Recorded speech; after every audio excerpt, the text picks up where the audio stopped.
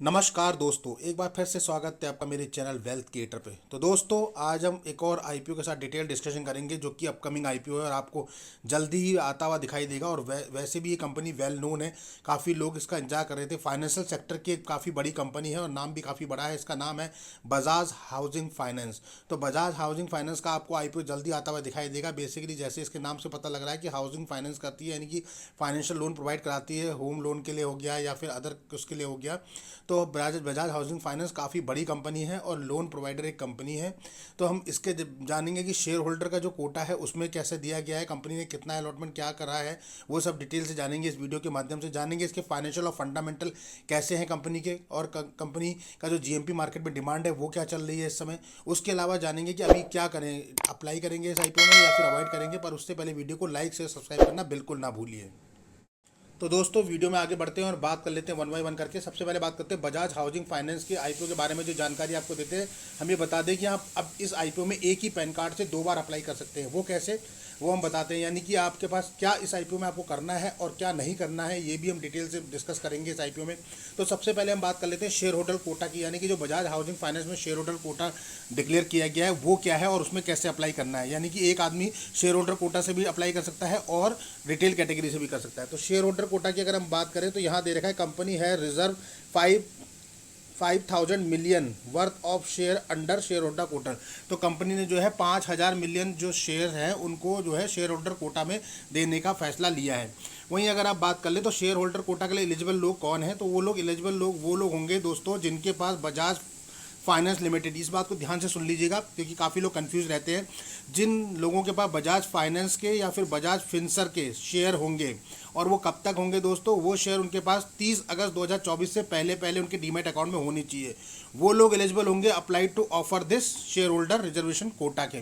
तो दोस्तों, जिन लोगों के पास 30 अगस्त 2024 से पहले पहले उनके डीमैट अकाउंट में बजाज फिनसर या फिर बजाज फाइनेंस का एक भी शेयर होगा तो वो इस कैटेगरी में अप्लाई कर सकते हैं, शेयर होल्डर कैटेगरी में। तो शेयर होल्डर कैटेगरी में जो है आप इजीली अप्लाई कर सकते हैं। वहीं देखेंगे तो जो बिड रिसीव होती है allow offer price will be continue in this category, यानी जो भी ऑफर प्राइस नॉर्मल रखा गया वही इस कैटेगरी के लिए रहता है। तो शेयर होल्डर पोर्शन जो रखा गया कंपनी ने शेयर होल्डर कोटा, वो 10% से ज़्यादा एक्सीड नहीं होगा। यानी कि 10% जो भी बेसिक साइज है, यानी 6,000 करोड़ के लगभग का ये आईपीओ है। अगर 7,000 करोड़ के तो 700 करोड़ के लगभग का जो है शेयर होल्डर कोटा का पोर्शन होगा। और इसमें हाई चांसेस भी होते हैं लगने के। यानी कि ये कैसे काम करता है, प्रोपोर्शनेट बेसिस पे ये काम करता है। प्रोपोर्शनेट बेसिस क्या होता है दोस्तों, जैसे सपोज कीजिए अगर ये शेयर होल्डर कोटा में 2 गुना सब्सक्राइब हो गया, तो यानी कि अगर आपने 2 लॉट अप्लाई किए हैं इसमें तो आपको दो में से एक आपको मिलेगा ही मिलेगा 100%। अगर ये मान लीजिए 5 गुना सब्सक्राइब हो जाता है शेयर होल्डर कोटा, तो शेयर होल्डर कोटा में आपने अगर 5 लॉट अप्लाई किए तो आपको कंफर्म एक मिलेगा। तो इस प्रीपोस्ट बेसिस पे ये प्रोपोर्शनेट बेसिस पे ये काम करता है। तो बेसिकली यहाँ चांसेस थोड़े से बढ़ जाते हैं, लेकिन आपको बहुत ही सावधानी से अप्लाई करना है। शेयर होल्डर कोटा के लिए शेयर होल्डर सेलेक्ट करना होता है, रिटेल कैटेगरी के लिए रिटेल सेलेक्ट करना होता है। शेयर होल्डर कोटा में मैक्सिमम 2 लाख तक आप अप्लाई कर सकते हैं, उससे ज़्यादा नहीं कर सकते। यानी अगर आप चाहेंगे तब भी आप नहीं करेंगे, वरना एप्लीकेशन रिजेक्ट हो जाएगी। बात करें अगर इस कंपनी के बारे में, कंपनी क्या है दोस्तों, तो कंपनी बजाज हाउसिंग फाइनेंस के बारे में बात करें तो इनकॉर्पोरेट जो देखने को मिली है वो 2008 में हुई है। यानी कंपनी 2008 से काम कर रही है। किस में काम करती है, non deposit taking housing finance company है ये, एचएफसी कंपनी कह सकते हैं आप। और नेशनल हाउसिंग फाइनेंस यानी एनएचबी के साथ काम कर रही है 2013 से, जहां ये ऑफर करती है मॉर्गेज लोन करती है ऑफर फाइनेंशियल ईयर 2018 से। तो मॉर्गेज लोन पे जो है कंपनी काम कर रही है 2018 से। अगर हम बात कर ले तो ये बजाज ग्रुप की ही एक कंपनी है, यानी कि बजाज ग्रुप का जो डाइवर्सिफाइड ग्रुप है उसकी एक कंपनी है। और अगर हम बात करेंगे तो ये बजाज हाउसिंग फाइनेंस जो है प्रोवाइड कराता है customise financial solution in individual और कॉर्पोरेट। यानी कि इंडिविजुअल के लिए भी ये फाइनेंस प्रोवाइड कराता है और कॉर्पोरेट के लिए भी प्रोवाइड कराता है। अगर फाइनेंस किस चीज़ के लिए होता है, जैसे परचेजिंग न्यू लैंड हो गया या फिर रिनोवेशन का काम हो गया, renovation for the home, renovation for the commercial spaces, वहाँ पे ये आपको जो है लोन प्रोवाइड कराता है। कंपनी जो मॉर्गेज है उस प्रोडक्ट के रेंज पे भी काम कर रही है। तो देखेंगे आप तो काफ़ी स्कोप है इनका। मॉर्गेज में भी ये हाउसिंग लोन हो गया, लोन अगेंस्ट प्रॉपर्टी हो गया, या फिर रेंट कंस्ट्रक्शन का काम हो गया, और उसके अलावा जो है फाइनेंस का भी ये काम करती है। 31 मार्च 2024 तक की अगर बात करें तो कंपनी के पास 3,08,693 एक्टिव कस्टमर अभी बने हुए हैं। और अगर इसका काम देखें तो इसका होम लोन से जो बिजनेस आता है वो 81% के लगभग आता है। 81.7% का मतलब 82% के लगभग का ओवरऑल बिजनेस जो है वो होम लोन से ही आता है। तो बेसिकली जो इसका मेन काम है वो होम लोन पे ही डील करना है। और बजाज का नाम तो आपने सुना है, तो काफ़ी जानी मानी कंपनी है। तो इस हिसाब से जो है कंपनी का पूरा बिजनेस काम करता है। अब बात कर लेते हैं इंपॉर्टेंट डेट्स की, वो क्या होने वाली है दोस्तों, कभी आपको आईपीओ देखने को मिलेगा। तो इसकी बात करें तो 9 सितंबर 2024 से लेकर 11 सितंबर 2024 के बीच में आपको ये आईपीओ आता हुआ दिखाई देगा। फेस वैल्यू रखी गई है 10 रुपये पर शेयर। प्राइस बैंड की बात करें तो 66 रुपीज़ से 70 रुपीज़, यानी 66 से 70 रुपये के बीच में आपको कट ऑफ प्राइस 70 रुपये सेलेक्ट करना है। स्पेशली रिटेल कैटेगरी की अगर हम बात करें, एक लॉट में आपको 214 शेयर देखने को मिलेंगे। टोटल इशू साइज हमने जैसे बोला है 6,560 करोड़, काफ़ी बड़ा इशू साइज है 6,560। यानी टाटा टेक्नोलॉजी के बाद कोई बड़ा आईपीओ आया है तो यही है। फ्रेश इशू देखेंगे तो 3,560 करोड़ का है। और ऑफर फॉर सेल की अगर हम बात करते हैं तो वहां आपको 3,000 करोड़ का मिलेगा। तो यहाँ आप देखेंगे तो लगभग पोर्शन बराबर रखा गया है दोनों में, यानी फ्रेश इशू भी कंपनी ने अच्छा निकाला है और ऑफर फॉर सेल में भी कंपनी ने काफ़ी अच्छा निकाला है, जहाँ की प्रमोटर अपनी होल्डिंग को डाइल्यूट करते हैं। तो क्योंकि कंपनी के पास 100% है तो 100% तो कोई भी कंपनी नहीं रख सकती। सेबी के अकॉर्डिंग 50% से और 75% से ऊपर नहीं रख सकते, तो वो डाइल्यूट करना ही है। लिस्टेड आपको एनएसई बीएसई दोनों पे होता हुआ दिखाई देगा। लॉट साइज की बात करें तो रिटेल कैटेगरी में एक लॉट में 214 शेयर देखने को मिलेंगे। 14,980 रुपये पे करने, मैक्सिमम 13 लॉट तक रिटेल में अप्लाई कर सकते हैं, जो 1,94,740 रुपये होंगे। स्मॉल एचएनआई मिनिमम में 14 लॉट अप्लाई करेंगे, 2,996 शेयर मिलेंगे और 2,09,000 रुपये पे करने इसके लिए। Small HNI maximum 66 lot apply करेंगे और 9,88,680 रुपये आपको इसके लिए पे करने पड़ेंगे। तो बेसिकली देखिए ये जो रिटेल कैटेगरी आप देख रहे होंगे ना, वहाँ देखिए मैक्सिमम 2 लाख से नीचे ही का ही आ रहा है। बिग एचएनआई मिनिमम में 67 लॉट अप्लाई करेंगे आप, 14,338 शेयर मिलेंगे आपको और 10,03,660 रुपये आपको इसके लिए पे करने पड़ेंगे। तो इस टाइप से जो है ये लॉट साइज आपको समझ में आ गया होगा। अब बात कर लेते हैं रिजर्वेशन चार्ट की। तो आप देख रहे होंगे क्यूआईबी के लिए जो रिजर्वेशन रखा गया है 50% है, यानी कि एज यूजुअल जैसे मोस्टली आईपीओ में होता है वैसा ही है। रिटेल कैटेगरी के लिए 35% रखा गया है और इस 35% पोर्शन में जो है अपना जो है शेयर होल्डर कोटा भी इसी में होता है रिटेल कैटेगरी में दोस्तों। तो इसीलिए यहाँ डिस्क्लोज नहीं किया है, पर 10% ओवरऑल जो भी आईपीओ का साइज है उससे 10% आप मान के चलिए, तो रिटेल कोटे के अंदर ही वही आता है। और एचएनआई में 15% का पोर्शन रखा गया है। तो एज यूजुअल काफ़ी अच्छा पोर्शन दिया गया रिटेल को। अब बात कर लेते हैं प्रमोटर कौन है। तो प्रमोटर एज यूजुअल जो जैसे आपको पहले भी बताया, बजाज फाइनेंस लिमिटेड और बजाज फिनसर दोनों ही इस कंपनी के प्रमोटर है और 100% शेयर होल्डर इन्हीं के पास है, यानी कहीं भी कोई डाइल्यूट इक्विटी आज तक नहीं की है। फर्स्ट टाइम ये आईपीओ आ रहा है, तो इसके थ्रू ये अपनी इक्विटी डाइल्यूट करेंगे। कितना करेंगे इस आईपीओ में ये इन्होंने डिक्लेयर नहीं किया है अभी तक, तो यहाँ कुछ भी पता नहीं लग रहा कि ये कितना करेंगे। तो पूरा का पूरा जो है बजाज फाइनेंस और बजाज फिनसर के पास है, यानी इन्हीं दो कंपनी के शेयर जिसके पास होंगे उनको शेयर होल्डर कोटा भी मिलेगा। फाइनेंशियल स्टेटमेंट की बात कर लें दोस्तों, यानी फाइनेंशियल फंडामेंटली कंपनी कितनी स्ट्रांग है, तो उस पैरामीटर पर भी डिस्कस करते हैं, जिससे पता लगे कि कंपनी लॉन्ग टर्म में भी हमारे साथ है या नहीं है, या कितना लॉन्ग टर्म में हम इसके साथ चल सकते हैं। तो यहाँ 2022, 2023, 2024 यानी 3 साल के दिए हुए हैं और एक क्वार्टर है जो 30 जून 2024 तक का दिया हुआ है, सबमिट किया। तो पहले अगर क्वार्टर को देखें तो कंपनी के पास एसेट जो इस क्वार्टर में है, मतलब 30 जून 2024 तक की बात करें तो 88,538 करोड़ के लगभग है। रेवेन्यू कंपनी पे 2,208 करोड़ के लगभग है। प्रॉफिट कंपनी का 482 करोड़ है। नेटवर्थ कंपनी की 14,719 करोड़ के लगभग है। रिजर्व कंपनी पे 4,252 करोड़ और कर्जा कंपनी पे 73,347 करोड़ का है। लास्ट 3 साल की बात करें अगर एसेट की, तो 2022 से देखें तो 22 में एसेट थे 48,000 करोड़ के लगभग, फिर 64,000 करोड़ हुए और फिर 81,000 करोड़ के लगभग हो गए 24 में। तो यानी एसेट पे कंपनी ने काफ़ी अच्छा काम किया और आज की डेट में 88,000 करोड़ के लगभग है। तो एसेट कंपनी का बढ़ता जा रहा है। रेवेन्यू की बात करें तो 3,700 करोड़ था, फिर 5,665 करोड़ और फिर 7,617 करोड़। यहाँ भी कंपनी ने ग्रोथ करी है, डी ग्रोथ कहीं भी नहीं दिख रही है रेवेन्यू में भी।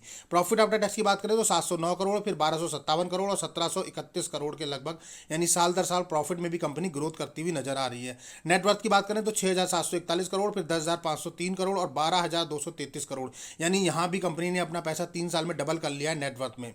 रिजर्व सरप्लस की बात करें तो 1,858 करोड़, 3,791 करोड़ और 5,500 करोड़ के लगभग का रिजर्व कंपनी पे था।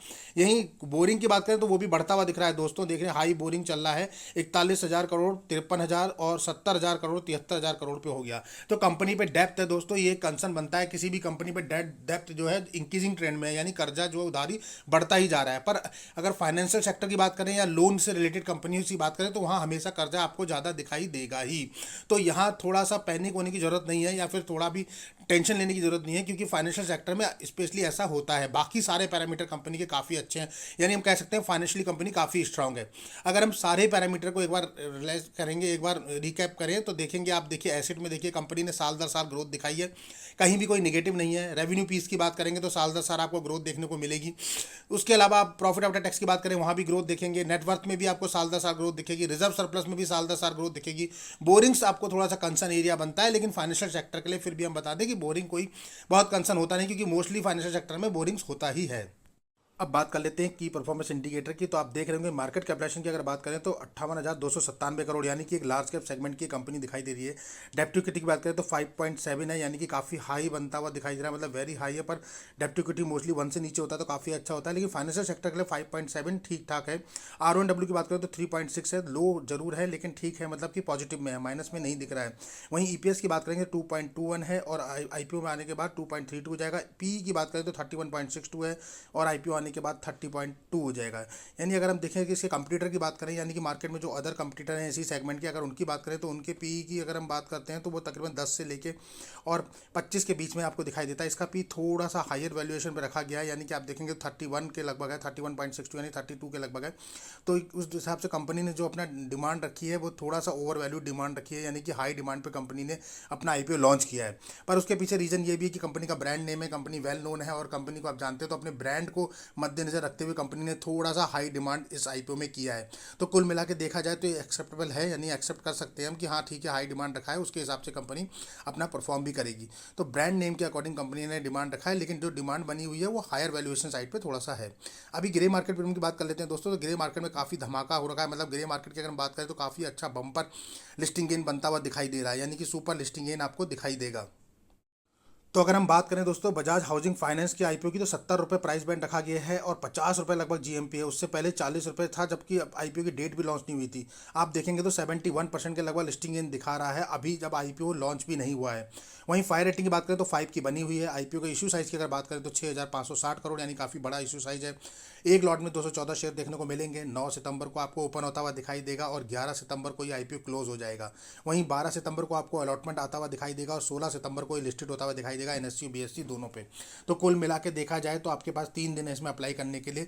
उसके अलावा अगर हम बात करें तो लिस्टिंग गेन की, अगर हम बात करें जिस पर्पज से लोग लिस्टिंग गेन के लिए अप्लाई करेंगे तो वो एक्सीलेंट है। मतलब आप समझ सकते हैं कि लिस्टिंग गेन जो है टोटल जो है 70% के लगभग आपको दिखा रहा है। यानी कि अगर पर लॉट की बात करें तो एक लॉट पे 10,700 रुपये बनते हुए दिख रहे हैं, यानी 14,800 रुपये देने के बाद 10,700 राउंड फिगर कर ले तो 15,000 भी मान ले तो तकरीबन 25 से 26,000 रुपये आपके बनते हुए दिख रहे हैं। यानी 50 रुपये GMP चल रहा है, 214 शेयर है तो 50 इंटू 214 लगभग 10,700 रुपये आपके दिख रहे हैं। तो कुल मिला के जो लोग अगर इसमें अप्लाई करना चाहते हैं for the listing in purpose और for the long term purpose, दोनों ही कैटेगरी में काफ़ी अच्छा है, क्योंकि कंपनी जो है फाइनेंशियली काफ़ी स्ट्रांग है। फंडामेंटली थोड़ी सी वीक है, पर लेकिन वहाँ चलता है क्योंकि कंपनी वेल नोन है और काफ़ी अच्छी जल्दी रिकवरी करेगी। उसके अलावा कंपनी के पॉजिटिव पॉइंट भी काफ़ी अच्छे हैं। कंपनी ने जो IPO लॉन्च किया उसमें 50% से ऊपर का पोर्शन जो है अपना ऑफर फॉर सेल के लिए रखा है, तो 50% जो है फ्रेश इशू भी रखा है, तो ये भी एक पॉजिटिव पॉइंट बनता है। और कंपनी काफ़ी पहले भी जो है कंपनी के और भी सेगमेंट है जहाँ कंपनी का ऑलरेडी मार्केट में लिस्ट हो चुकी है और काफ़ी अच्छा प्रॉफिट बना के दिया है पास्ट में।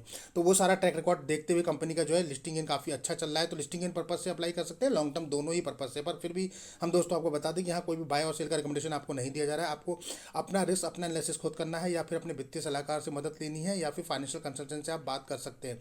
पर यहाँ कोई भी बाय सेल का रिकमेंडेशन आपको नहीं दिया जाता कि आप अप्लाई करें। लेकिन फिर भी हम यहाँ बताते हैं कि कंपनी जो है कैसी है, कंपनी के फैक्ट और फिगर आपको बताए जाते हैं, GMP मार्केट में क्या डिमांड चल रही है, कंपनी कैसी काम कर रही है, ये सारे आपको दिखाए जाते हैं। उसके बाद आप एनालिसिस करते हैं कि आपको क्या करना है, इसमें अप्लाई करना है या फिर अवॉइड करना है। ये पूरा का पूरा डिसीजन आपके ऊपर ही होता है। पर कुल मिला के अभी फर्स्ट शॉट में देखा जाए तो कंपनी काफ़ी अच्छी है, लॉन्ग टर्म और शॉर्ट टर्म दोनों के लिए कर सकते हैं। तो दोस्तों अभी के लिए इतना ही। वीडियो अगर आपको पसंद आया तो उसको लाइक शेयर और सब्सक्राइब करना बिल्कुल ना भूलें। मिलते हैं अपने ऐसी अगली वीडियो में, तब तक के लिए नमस्कार।